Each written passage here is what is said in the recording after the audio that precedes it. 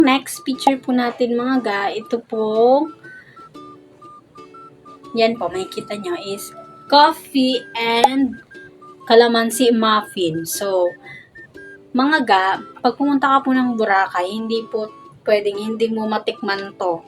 Dahil ito ang one of the best nila dito sa Bora. So, ang pangalan po nung kinainan namin na to, mga ga, is Real Cafe. So, mga ga, front beach lang din po yun. Kung makikita nyo, yan po, may mga ibang picture pa po ako dyan. Yan, Real Cafe po.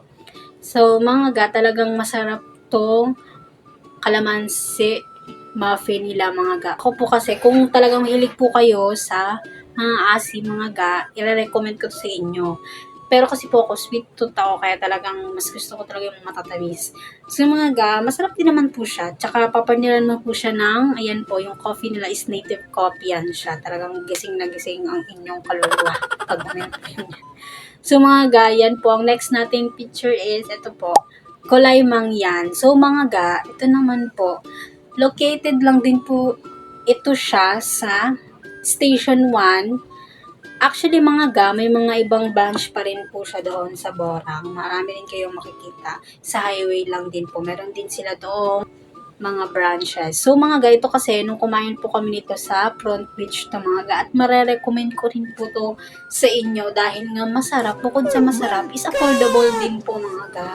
So mga ga, kumakain kami ni mami, doon lang po talaga sa mga afford namin. Kasi talaga namang, alam niyo naman po, mga tipid tips lang din po mga ga, kinakainan namin ni mami, is sa mga affordable lang po talaga namin. So, next picture tayo mga ga, yan po, pack po ulit.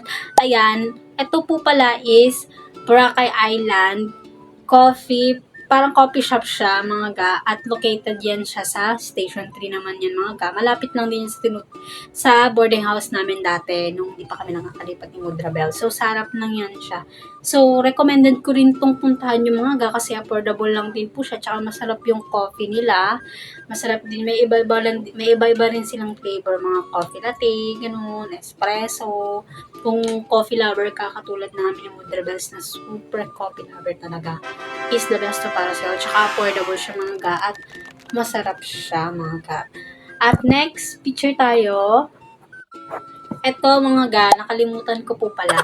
Ito, sa Kulay Mangyan din po yan siya mga ga. At ito po ang kanilang mga drinks. Kung gusto nyo pong umorder ng mga drinks nila na best seller nila, ito po, meron din silang mango shake, meron din silang banana shake with peanut na yun siya mga ga, masarap.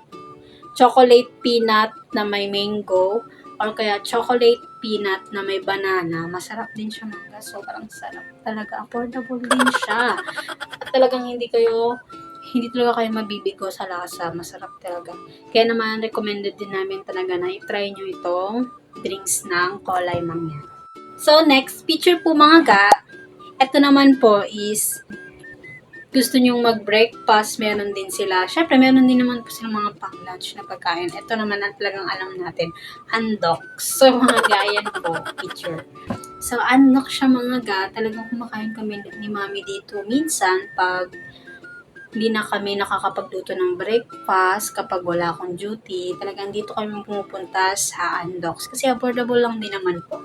Actually, mga ga, sa Bora, marami talaga silang branches. Talagang marami kang makikita. Station 1, Station 2, Station 3. Pero sa Station 2, mga ga, ang branch nila is nasa Front Beach.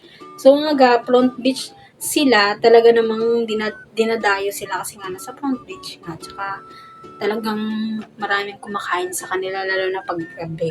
Kaya naman, talagang recommended ko rin to kasi affordable din kumain dito sa Andox.